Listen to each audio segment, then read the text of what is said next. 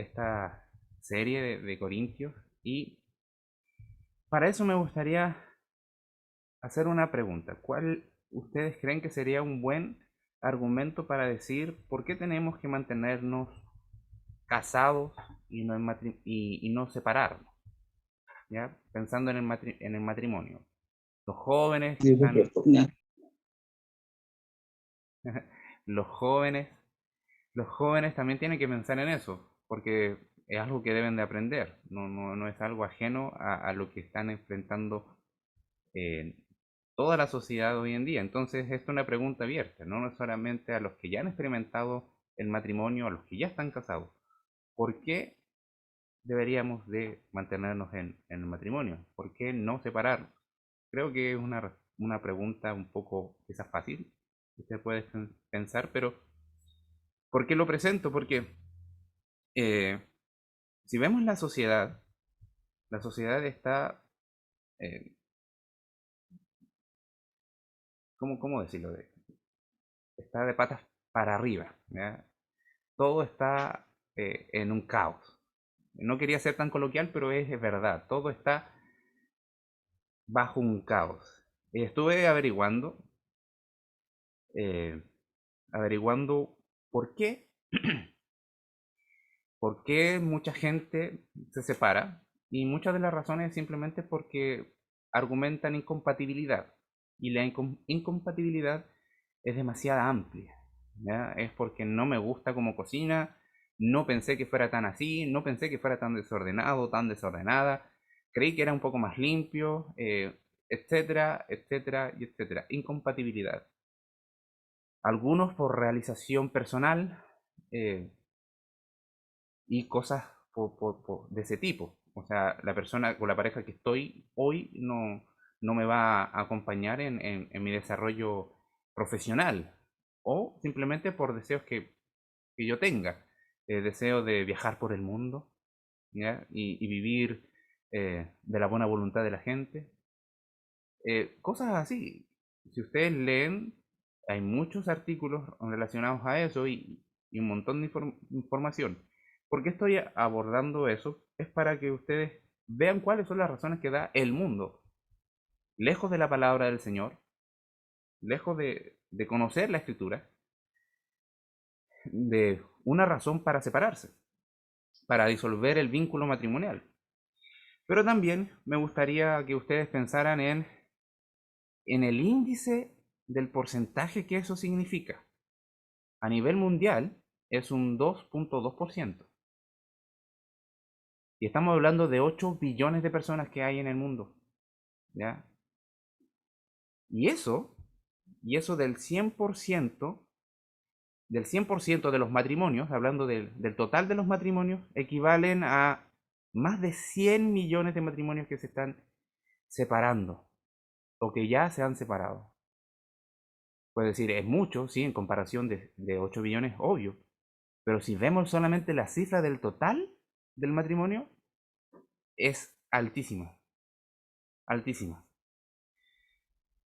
Ahora, para generalizar, el motivo del por qué se están separando las personas es que no se centran en la voluntad de Dios. Ya no colocan el Evangelio en el centro del matrimonio.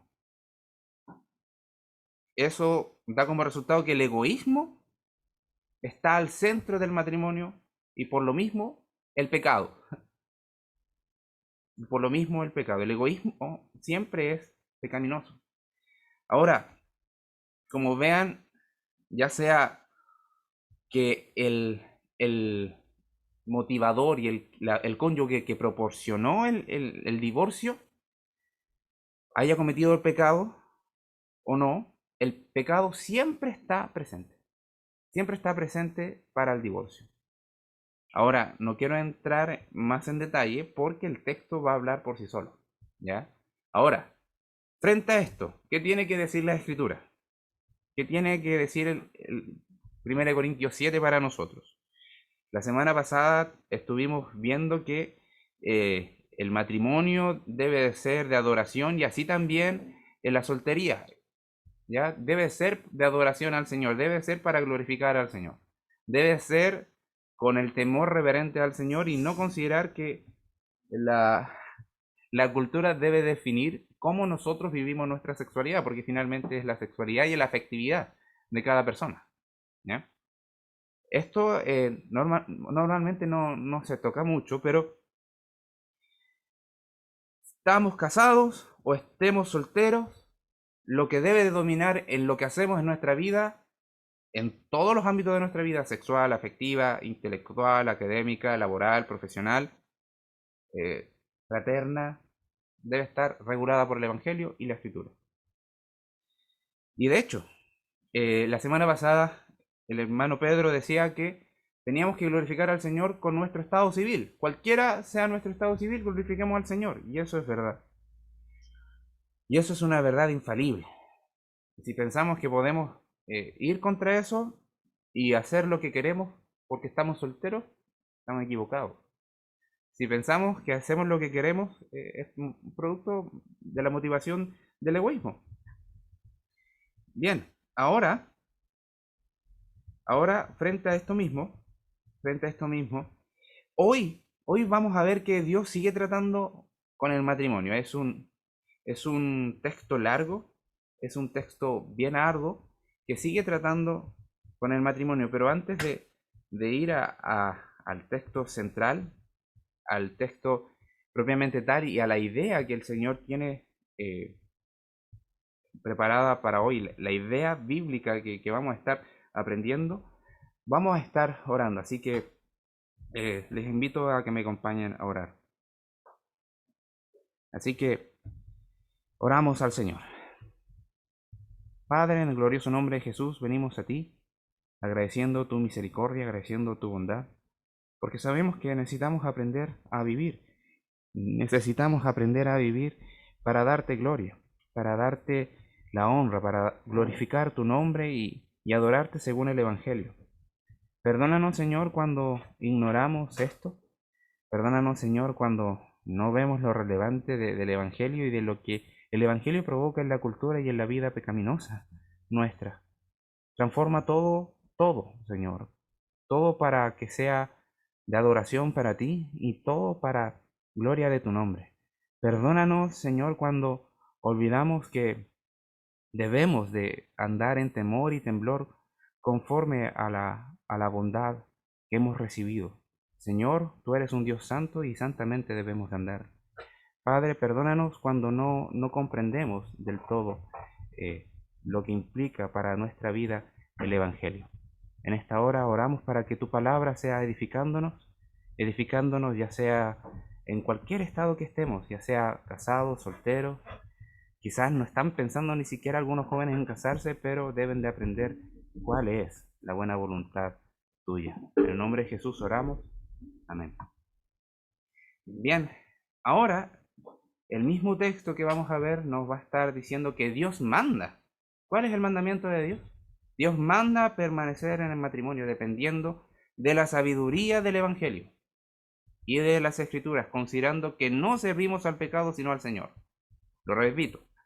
Dios manda permanecer en el matrimonio. Ese es el mandamiento del Señor, mantenerse casados, dependiendo siempre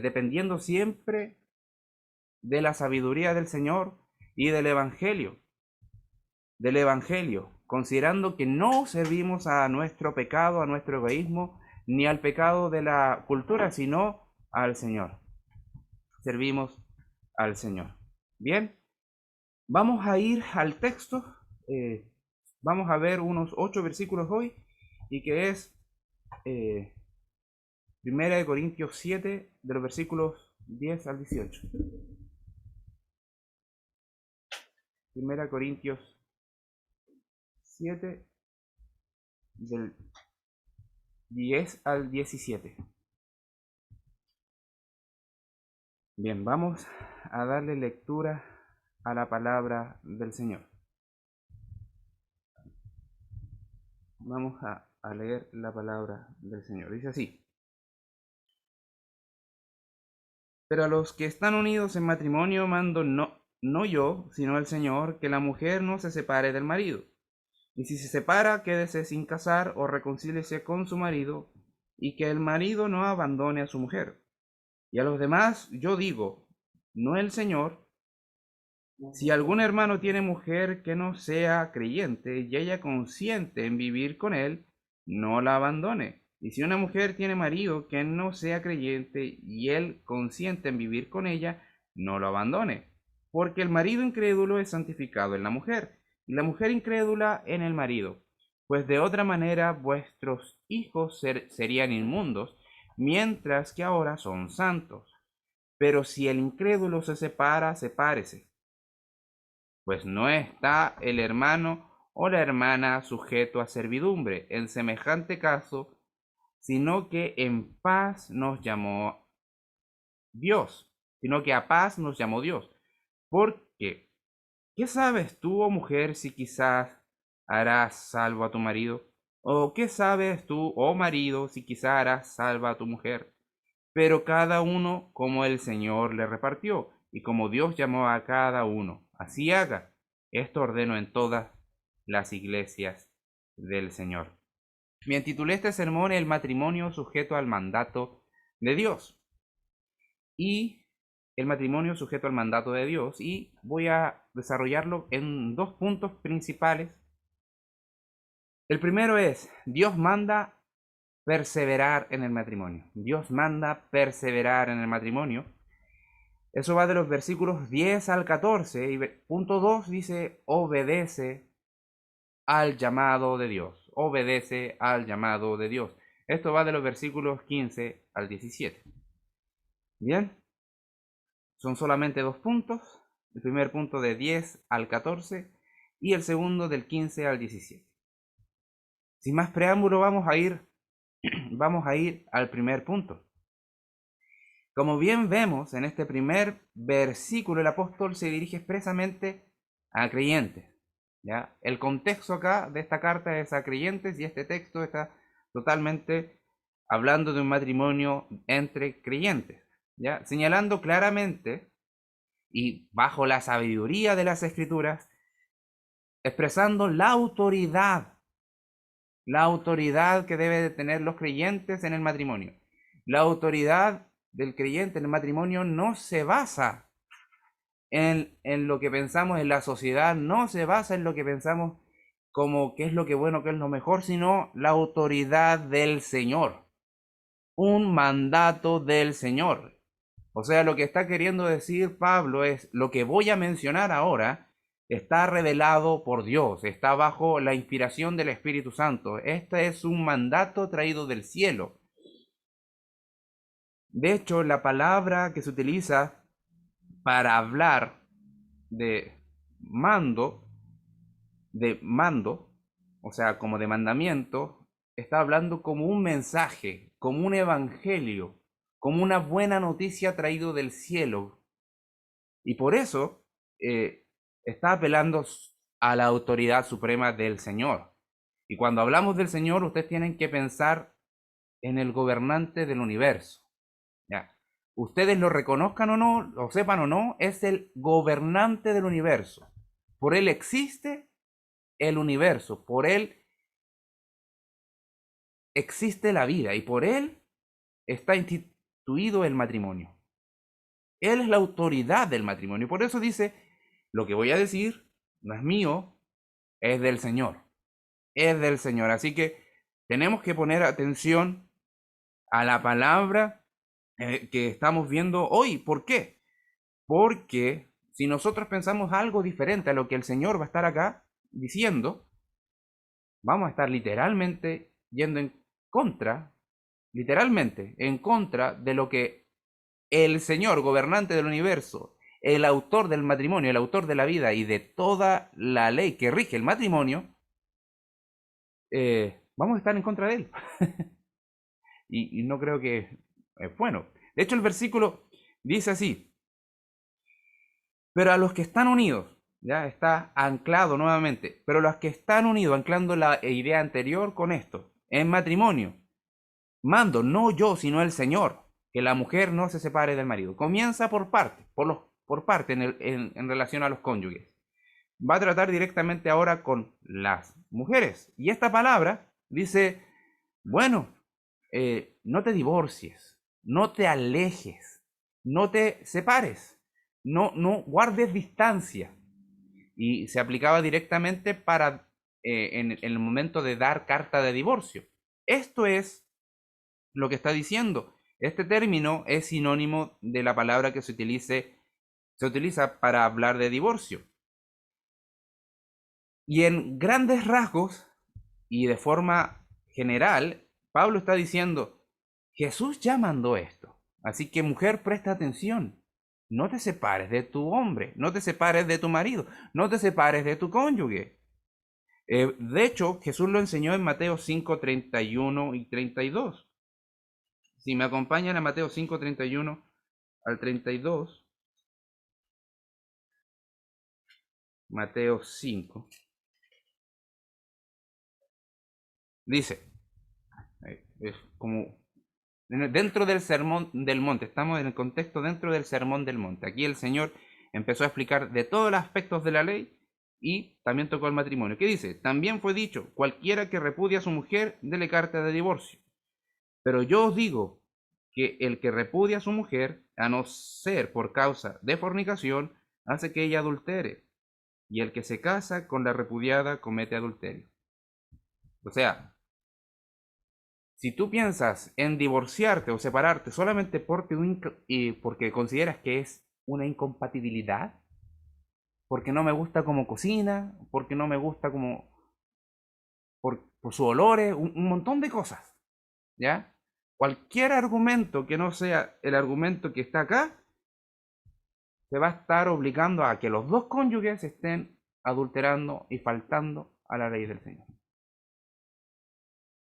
De hecho, si vemos en el tiempo del Señor Jesucristo, los rabinos y los estudiosos de la Biblia exageraban esta excepción para la separación. Si no es por adulterio, si no es por fornicación fuera del matrimonio, eh, también se puede separarse. O sea, no es exclusivo ese mandamiento. Tú puedes dar carta de divorcio a raíz de lo que tú consideres. Y ellos estaban citando Deuteronomio 24 del 1 al 4. Bien, si me acompañan, Deuteronomio 24 del 1 al 4, dice así. Perdón, estoy un poco congestionado, la alergia matutina. Bueno, dice así, Deuteronomio 24 del 1 al 4. Cuando alguno tomare mujer y se casare con ella, si no le agradare por haber hallado en ella alguna cosa indecente, le escribirá carta de divorcio y se le entregará en su mano y la despedirá de su casa. Y salida de su casa podrá ir a casarse con otro hombre. Pero si le aborreciere este último y le escribiere carta de divorcio y se la entregare en su mano y la despidiere de su casa, o si hubiere muerto el postrer hombre que la tomó por mujer, no podrá su primer marido que la despidió volverla a tomar para que sea su mujer, después que fue envilecida, porque es abominación delante de Jehová. Y no has de pervertir la tierra que Jehová tu Dios te da por heredad. O sea, volverse a casar con alguien que se había divorciado, o sea, un matrimonio que se divorció y que después de pasar los años se quiere volver a casar, lo que está diciendo aquí en Deuteronomio 24 que no puede volver a hacerse, porque había sido considerado como un embellecimiento. O sea, esa palabra estaban aplicando directamente a hechos inmorales, ¿ya? Hechos inmorales, no estaban hablando de cualquier cosa que nos haya molestado. No estaba hablando de la higiene, estaba hablando directamente de una infidelidad del corazón de esta mujer y que haya hecho realmente actos de infidelidad. Entonces, ¿qué es lo que decían ellos? Volviendo al texto, volviendo al contexto del Nuevo Testamento, ¿qué es lo que decían? No, o sea, si eso no es solamente para la abominación de la infidelidad, no, no, no. Cualquier cosa indecente que tú encuentres es motivo para que tú la des carta de divorcio. Ahora, esta carta de divorcio era una carta que iba en favor y no en desmedro de la mujer, porque era una cultura patriarcal. La cultura patriarcal, el hombre tenía derecho, la mujer no. La mujer era una propiedad y un bien del marido. El hombre tenía el derecho de decir y deshacer en su casa y en su hogar. Cuando se dirigían a alguien, se dirigían al hombre. La mujer era prácticamente una sirvienta más, pero era su mujer. Pero por lo mismo, si le daba carta de divorcio, estaba finalmente justificando que podían volverse a casar y que podía ser considerada por otra persona, por otro hombre, para que la cuidara, porque finalmente ese era el labor del varón, no enseñorearse sobre la mujer y decir yo soy el jefe, yo mando y, y mandarla a hacer lo que quiera, lo que se le ocurriera al varón, no, todo lo contrario. Entonces, volviendo al texto, si no hay motivo de fornicación o adulterio, mujer, no te separes. Porque Dios manda mantenerte casada. Es un pacto que hiciste delante del Señor. Lo supieses a cabalidad o no, es un pacto delante del Señor. Y es lo que está diciendo acá el versículo 11. Perdón, 10. Ahora, el versículo 11 dice, y si se separe, perdón, y si se separa, quédese sin casar. Si se va de la casa, no se vuelva a casar porque no hay motivo de divorcio. El vínculo matrimonial todavía está. Si que se vuelve a casar, va a estar adulterando y va a hacer pecar no solamente su propia vida, sino que va a estar haciendo pecar con el tercero que se va a casar o con la tercera persona que está involucrada en este triángulo amoroso, y el varón también va a estar, el cónyuge oficial también va a estar sujeto al pecado. O sea, es un pecado que va a estar corrompiendo a todas las relaciones. Por eso el versículo 11 dice, reconcíliese con su marido, si no por motivo de fornicación y adulterio, vuelve con tu marido, porque es el mandamiento del Señor. O sea, ¿por qué? Y esto es fácil, esto es fácil. Una vez me dijeron, ¿por qué? Me preguntaron a mí, ¿por qué la mujer debe sujetarse al marido? Y yo traté de dar una respuesta elocuente. Me dijo, no. ¿Sabes por qué? Porque el Señor lo manda. Y si consideras que el Señor es tu autoridad, obedécele. Así de simple. El hombre, ¿por qué debe de amar a su mujer como Cristo amó a la iglesia? Porque el Señor lo manda. Suficiente. Si el Señor es tu autoridad, hazlo. Y tu fuerza debe estar invertida en eso. Tu oración, tu búsqueda del Señor debe estar invertida en eso. Bien, ahora, versículo 12 dice, y a los demás yo digo, no el Señor. Ya aquí está haciendo una contramirada a lo que había dicho anterior. Ahora tiene un alcance importante. Pero sigamos leyendo el versículo. Dice, si algún hermano tiene mujer que no sea creyente y ella consiente en vivir con él, no la abandone. Si una mujer tiene marido que no sea creyente y él consiente en vivir con ella, no la abandone. Ya, ¿qué es lo que está queriendo decir acá? En realidad no está tratando de decir lo que voy a aconsejar ahora, no es palabra de Dios. No está haciendo una instrucción para la iglesia que edifique el matrimonio centrado en el Evangelio. No. Lo que está queriendo decir es que esta es una realidad que estaban enfrentando los griegos en la ciudad de Corinto. Por más que era una provincia romana, eran griegos finalmente, en tomo y lomo. Y los romanos eran romanos de puro nombre o militarmente o gubernamentalmente, eran griegos de tomo y lomo. La sexualidad ahí entre hombre y hombre y mujer con mujer no era cosa extraña. A nosotros nos suena raro hoy, pero en el contexto del Nuevo Testamento eso era normal. Eso era normal. El matrimonio o que estuviesen una relación larga entre hombre y hombre, para ellos no era problema. Entonces, ¿qué es lo que queriendo aquí decir? Esta es una situación nueva también, una situación nueva de personas que conocieron al Señor estando casados, o uno de los dos estando casados. Uno de los, o sea, uno de los que dos que están en el matrimonio, pero que conoció al Señor, no los dos. ¿Qué es lo que pasa? A los demás, a los que no son los dos cónyuges creyentes, a los demás, no digo yo, sino o sea, yo digo, Pablo está diciendo, lo que voy a comentar es algo que yo saco a raíz de las verdades que vemos en la palabra del Señor. No hay motivo de separarse del cónyuge por lo que no sea creyente. Eso es, además, no, eso no tiene sentido. Pero en el mandamiento no se expresa eso, literalmente, pero está incluido, porque estamos hablando del matrimonio. Y el que instauró el matrimonio es el Señor. Y el Señor no te está diciendo, te puedes divorciar, te puedes separar, si es que, si es que la otra persona no es creyente.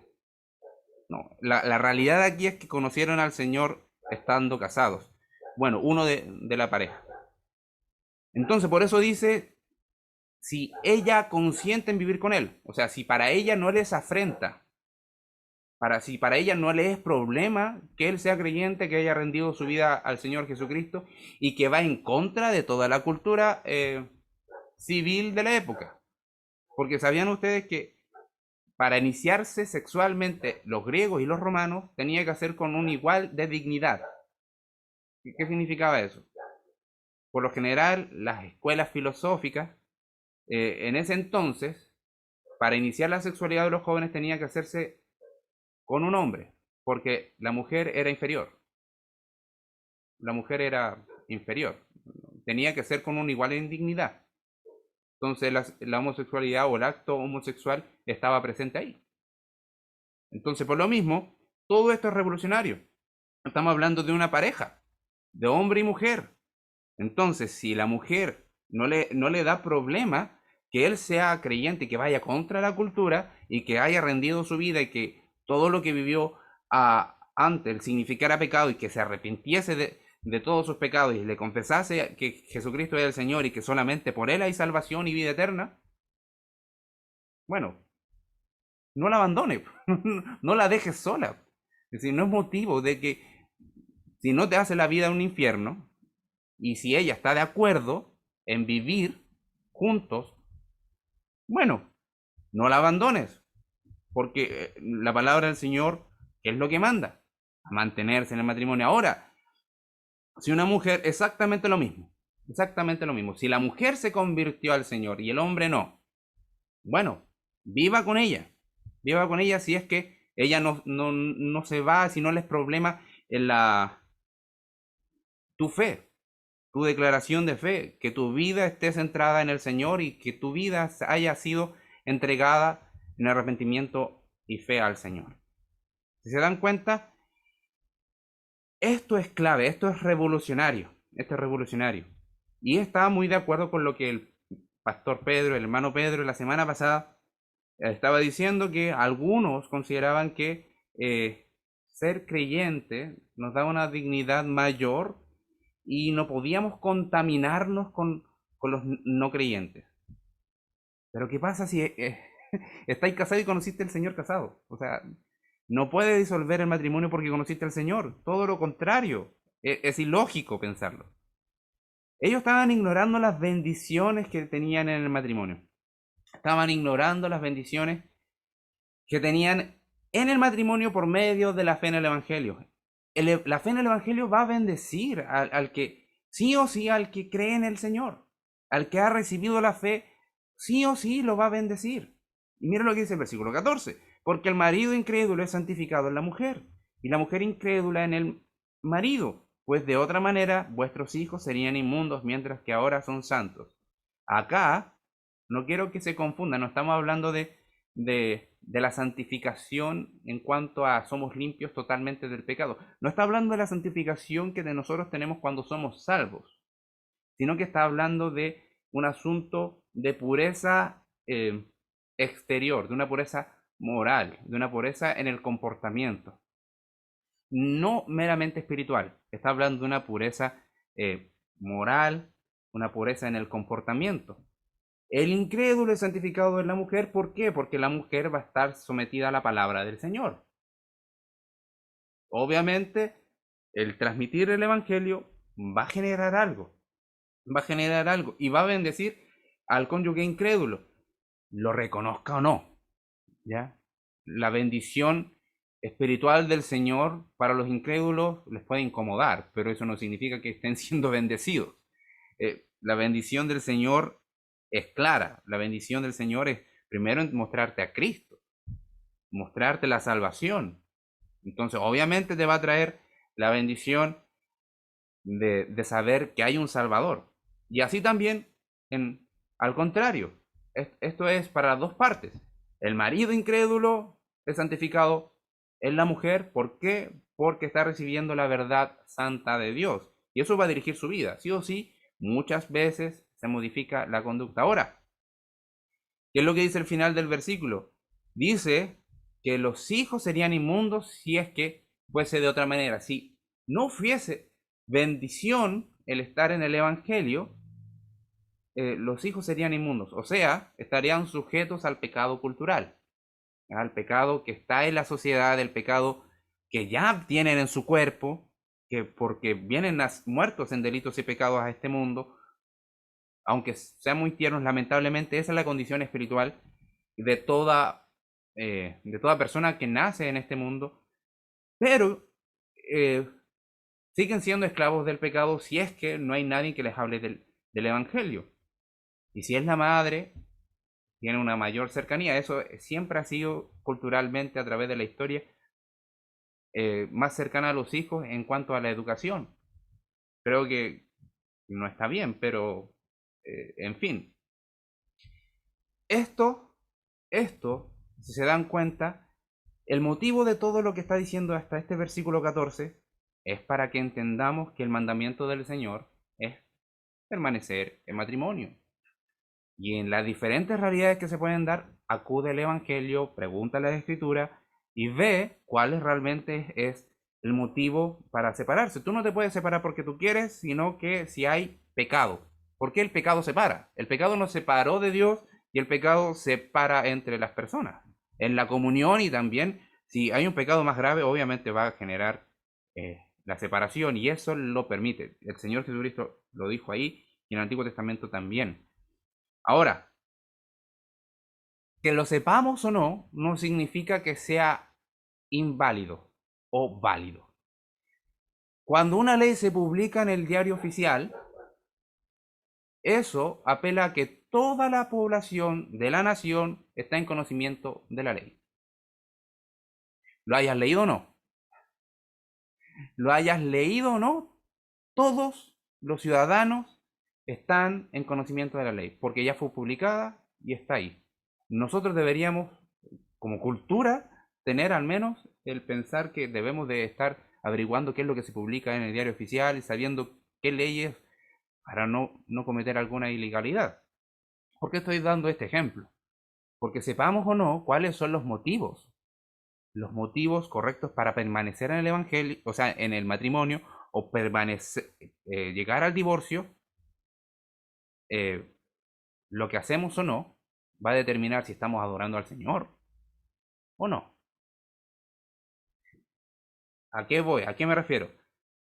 Si un matrimonio se separa diciendo, yo no sabía que era solamente por adulterio, y son creyentes, yo no sabía que era solamente por adulterio, no tenía idea. Bueno, que no sepas, eso no significa que estés libre del pecado. Pecaste igual. Eso es lo que estoy queriendo decir. Porque el mandamiento del Señor es permanecer en el matrimonio y buscar la forma de tratar de estar en el matrimonio. Ahora, ¿para qué le sirve esto a los jóvenes? Totalmente. Porque cuando estén pensando en que le gusta una niña o a las niñas les gusta un chiquillo, ¿con qué propósito se van a acercar? No hay otro fin en las relaciones amorosas que el matrimonio, no la experimentación. Y eso es lo que nosotros debemos de entender también como adultos.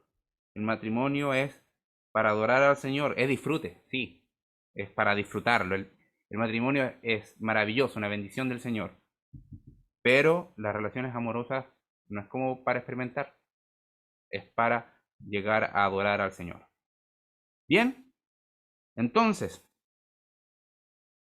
hermanos, ¿qué es lo que tenemos que preguntarnos a nosotros?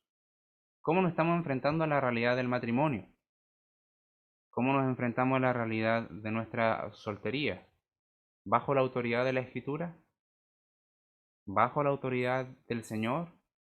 ¿Hemos estudiado diligentemente cuál es nuestra responsabilidad dentro del matrimonio, de este pacto? Porque es un pacto y está reglamentado por la ley del Señor. Sí, ¿cómo, cómo enfrentamos esa realidad, esta condición? ¿Lo enfrentamos de acuerdo a lo que presenta el mundo? ¿A lo que la inquietud de mi corazón? Todo eso es importante, hermano. Sí, es verdad. Es verdad que tenemos que pensar en nuestros corazones, pero nuestros corazones deben sujetarse a la palabra del Señor.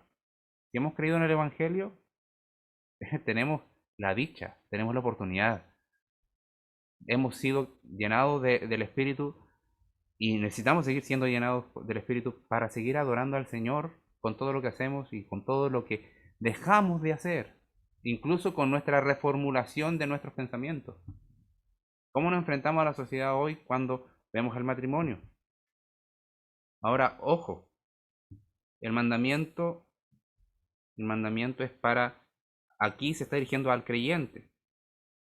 El pecador incrédulo es incrédulo y está bajo el pecado, bajo el dominio del pecado, está en la esclavitud del pecado, sea, sea, sea producto del divorcio o sea cualquier otro pecado, es pecador. No, su pecado es grave igual, está herido de muerte espiritual igual, sea producto del pecado de su matrimonio o pecado de otras cosas, está el pecado. Entonces, ¿qué es lo que tenemos que priorizar acá, hermano? Si vemos toda esta revolución ideológica, sexual, matrimonial y todo el asunto, el Evangelio. El Evangelio. ¿Qué está apelando Pablo? Está apelando al mandato del Señor, a la verdad centrada en el Evangelio, porque no les habría hablado del mandamiento si no le habría hablado del Evangelio. Si nosotros queremos ver familias que estén bajo el diseño de Dios, no solamente hablemos del diseño de Dios, hablemos del Evangelio. Eso es lo que transformó esa cultura pagana que era peor que esta, en cuanto a las leyes permitidas. ¿Sabían ustedes que en Roma había un día del libertinaje sexual? Y estaba decretado por ley. Un día para hacer lo que tú quieras hacer con quien tú quieras hacerlo, sea persona o sea animal. O sea, que yo tenga memoria, aquí en Chile no ha pasado. Entonces, ¿cómo transformó el Señor esa realidad? Por el Evangelio. Y después el mandamiento. Y eso nos da a entender lo siguiente, que nos da lugar a nuestro segundo punto. Obedece al llamado de Dios. Y este punto va a ser un poquito más cortito porque al principio era medio complicado, ahora creo que es un poco más sencillo. Obedece al llamado de Dios. Dice, pero si el incrédulo se separa, sepárese. ¿Es como contrario a lo que había dicho anterior? No, veamos lo que sigue a continuación. Pues no está el hermano o la hermana sujeto a servidumbre en semejante caso, sino que a paz nos llamó Dios. A pesar de todo lo que venía diciendo, hay un pero. Agrega una distinta situación el apóstol Pablo. Ahora es si un incrédulo, ojo, estamos hablando de un incrédulo, se quiere separar o divorciar, sepárese. ¿Ya? Si un cónyuge no creyente es incapaz de tolerar, y esto es lo que está queriendo decir Pablo, si un no creyente es incapaz de tolerar la fe de su esposo o su esposa y quiere divorciarse, es mejor permitirlo. Que eso suceda con el fin de preservar la paz en la familia. Porque ¿cuál es el llamado de Dios? A la paz. A la paz. El vínculo del matrimonio solo se rompe, esto es importante.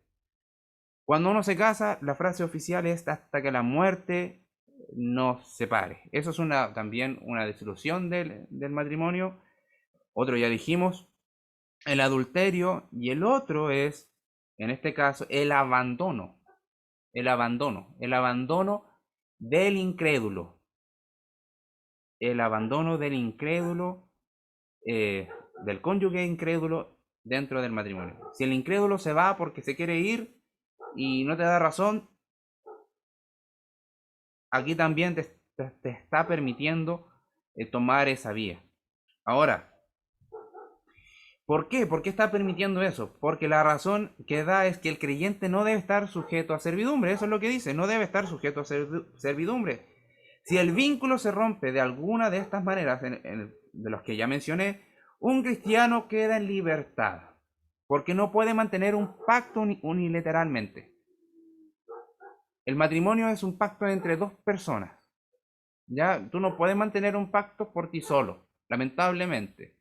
Y esto aplica mucho más en cuanto a lo que es eh, entre un creyente y un incrédulo.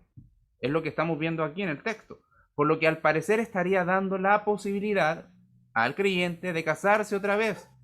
Pero como creyente tiene que ser también con alguien que ya ha creído en el Evangelio. Ahora, si te pasó lamentablemente eso y te abandonaron y, y era un incrédulo, bueno, ahora, ¿qué es lo que tú debes de buscar o de esperar?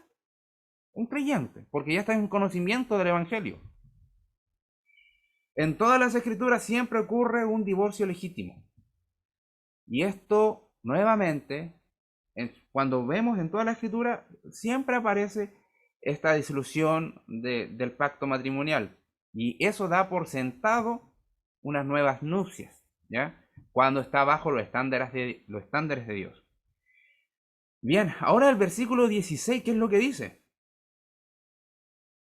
Y esto es para hacernos entender dos cosas. ¿Ya? ¿Qué sabes tú, oh mujer, si quizá harás salvo a tu marido? ¿O qué sabes tú, oh marido, si quizá harás salvo a tu mujer? Versículo 16 nos está diciendo solamente sujétate al marido para ver si lo puedes salvar. Esta es o sea, que tu testimonio le traiga la evidencia de la real fe y de la verdad que hay en el Evangelio de nuestro Señor Jesucristo. ¿Ya? Testificar. Tú no sabes si eso va a ocurrir, pero tampoco sabes si estar esclavizada siempre en el pacto matrimonial y él viviendo su vida como quiere, eh, si realmente tu testimonio va a generar la salvación. ¿Se dan cuenta que el Evangelio siempre es central? El Evangelio es central acá. Tú no puedes esperar que por tu buen testimonio como creyente la persona termine creyendo, así tampoco no puedes considerar lo contrario. Tu testimonio puede traer la realidad de la fe y el poder del Evangelio a la vida de las personas, y en este caso del cónyuge que no es creyente. Pero, ¿qué es lo que dice? Eh, pero cada uno como el Señor le repartió. Cada uno como el Señor le repartió y como Dios llamó a cada uno, así haga. Esto ordeno en todas las iglesias de Dios. Lamentablemente, es lo que está señalando acá, es que veamos cómo el Señor está tratando con nuestra vida espiritual y cómo vamos viendo nuestro caminar en el Evangelio. Eh, lo que tenemos que aceptar es, es el trato de Dios con cada uno de nosotros. Y para algunos fue el casarse, para otros la soltería, y cuando se da el momento de esta ruptura matrimonial, no tiente al Señor, eh, no te tientes a ti mismo en cuanto a decir, yo creo que sí, yo soy capaz de dar un buen testimonio como creyente, así que me la voy a jugar. No, la verdad es que acepta lo que Dios te está mandando por su palabra, ora, espera sabiduría y luego actúa. ¿Por qué? Porque no estamos llamados a servidumbre, estamos llamados a aceptar el don de Dios. El don de Dios es lo primero, el primer don de Dios es salvación. El segundo, podemos verlo, que estamos casados o solteros. Y en tercer lugar, vamos a ver si en qué parte del ministerio dentro de la iglesia local vamos a desempeñarnos. Así que hermanos, esto es clave. ¿Por qué es clave? Porque tenemos que tener cuidado. Tenemos que tener cuidado en empujar a los jóvenes solteros a querer casarse simplemente por querer casarse, sin indagar primero cuál es el don de Dios para su vida. No podemos pensar que se tienen que casar por casarse. Tenemos que preguntar cuál es la comunión que tiene él con el Señor. Y si es un don de Dios, amén. Motivémoslo a casarse. Pero no estemos empujando a los jóvenes porque sí. Eso es un error. Eso es un error y que en cierta medida nos pasamos por alto esta verdad. Cada uno, cada uno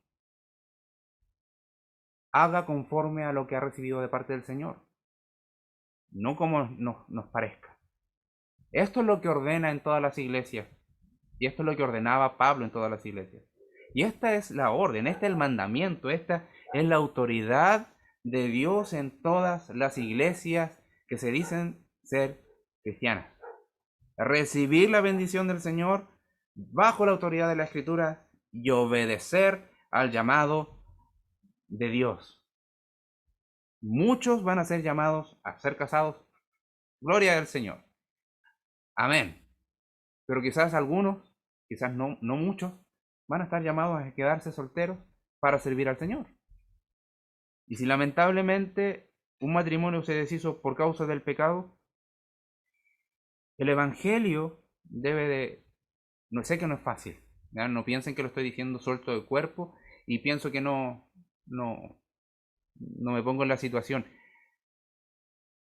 El Evangelio debe de consolar al cónyuge lastimado en cuanto a eso, en cuanto a la ruptura matrimonial, porque no es fácil.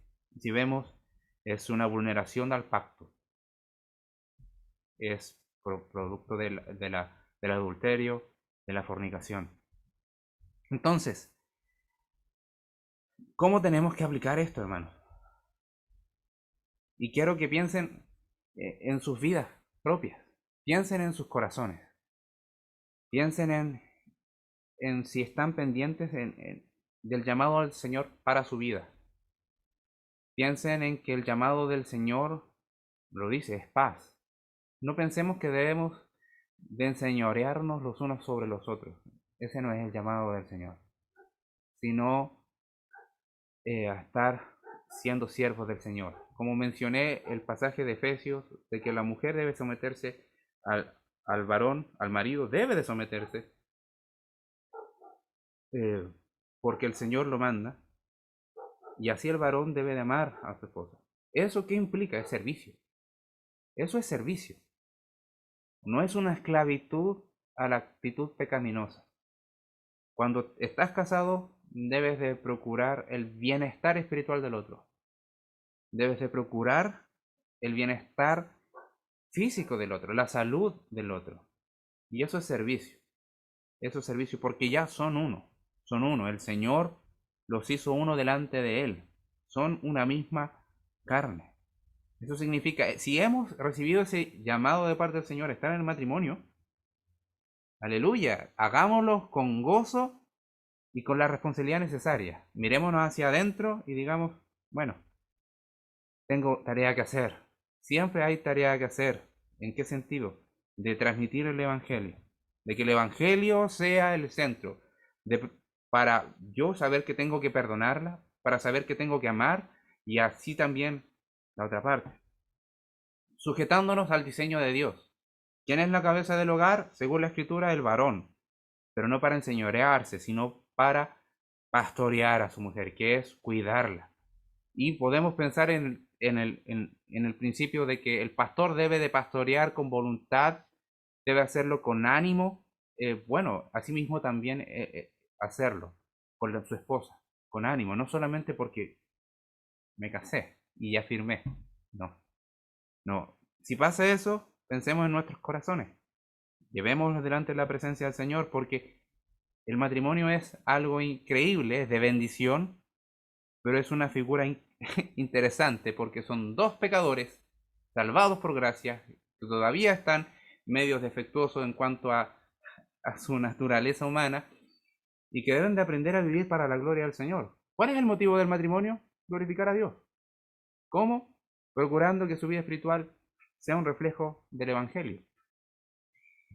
Y como vemos, cuando se centra el egoísmo, no. Ahora, ¿qué pasa con los solteros? Bueno, ya sea cualquier motivo producto de la soltería, hayan estado en matrimonio, ¿no? Consolarse con el Señor y esperar la buena voluntad de Dios, pensando en que los pensamientos del Señor son más altos que los nuestros.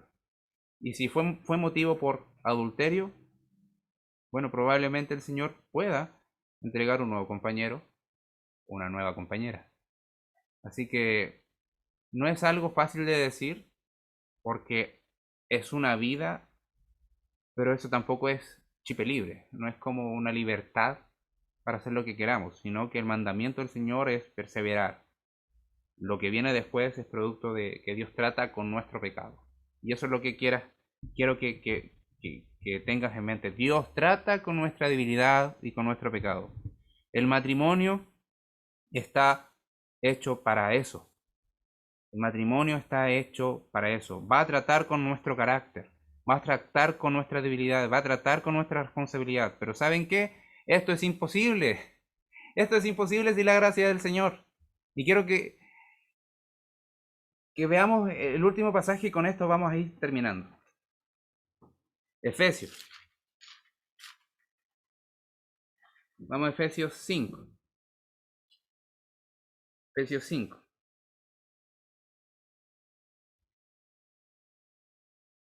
Versículo 17 en adelante dice: por tanto no seáis insensatos, sino entendidos de cuál sea la voluntad del Señor. Exactamente lo que está queriendo decir acá. El mandato del Señor tenemos que entenderlo. La palabra del Señor tenemos que entenderla. La voluntad del Señor está en la palabra, está en la Biblia. Así tenemos que ser entendidos, no necios. Mire lo que dice el versículo 18. Y aquí es la voluntad del Señor para poder vivir la vida creyente, del creyente, y para poder vivir la vida en el matrimonio. No os embriaguéis en vino, en lo cual hay disolución. Antes bien, sed llenos del Espíritu. Tu prioridad para vivir una vida en el matrimonio que glorifica al Señor es buscar al Señor para ser lleno del Espíritu. Y la pregunta es, ¿qué tan responsables somos en eso? ¿Qué tan responsables somos en eso? ¿Por qué digo que esto es lo central? Porque después de lo que dice eso, habla de las alabanzas, habla de los cánticos, habla del compartir, dando gracias al Señor siempre, pero después viene las instrucciones dentro del matrimonio. Y esto es un preludio para decir, ¿tú quieres someterte? ¿Quieres obedecer al Señor? ¿Quieres amar a tu esposa? Busca ser lleno del Espíritu. Y eso es algo que no ganamos, algo que está garantizado de parte del Señor. Eso es algo garantizado de parte del Señor si le buscamos. Y eso, con eso quiero terminar. La gracia del Señor es tan grande, es tan abundante, que para tratar con nuestras vidas débiles, con nuestros pecados, con nuestras tentaciones, el Señor ha dado una gracia maravillosa y ha dicho que nuestra vida está sellada por el Espíritu Santo y el Espíritu Santo habita en nosotros. Por eso tiene todo el sentido lo que venía diciendo anteriormente, que somos, y lo dijo 2 veces Pablo en esta carta, somos templo del Espíritu de Dios. ¿Qué es lo que debemos de hacer? Hacer lo que en un templo se hace, rendir culto a Dios. Y vamos a estar llenándonos de la gloria del Señor porque nuestro carácter va a ser transformado. Hermano, el llamado hoy es llenarte del Espíritu. ¿Y cómo se llena uno del Espíritu? Llénate de la palabra del Señor. Pero no por conocimiento, sino con tu corazón también involucrado. El conocimiento es una parte. El corazón es otra parte del ser humano. Y el mandamiento dice, ama al Señor tu Dios con todo tu corazón, con toda tu mente, con toda tu alma, con todas tus fuerzas. No deja la mente por una parte y el corazón en otra parte. Ambas deben estar juntas. Cuando lees la palabra del Señor, ¿qué te provoca a ti? algo que debes de mejorar. ¿Te trae arrepentimiento?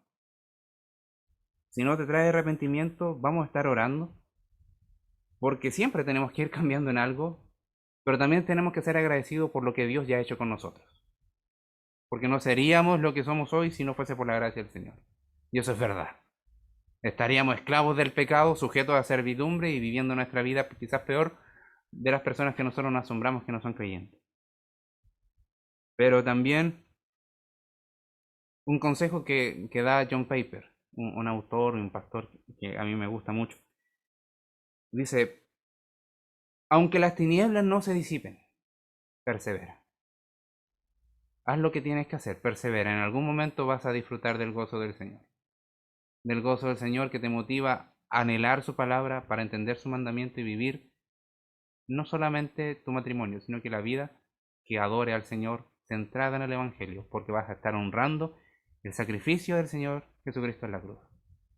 Así que, para terminar, me gustaría señalar que siempre entre medio de nosotros hay alguien que está pasando necesidad.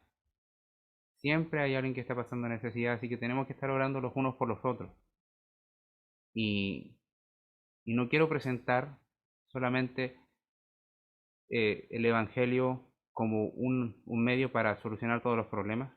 No creo eso.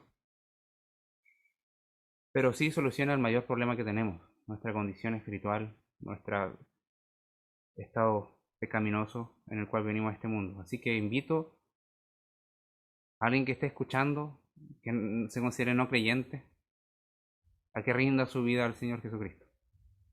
Rinda su vida al Señor Jesucristo. Hoy, más que nunca, decimos eso, quizás todos los hermanos de la otra época también dijeron lo mismo. Es urgente venir a la fe del Señor para tener perdón, para tener vida eterna y para verlas, disfrutar las ricas bendiciones que el Señor nos da como hijos del Señor y también como personas que estamos buscando adorar al Padre con todo lo que hacemos.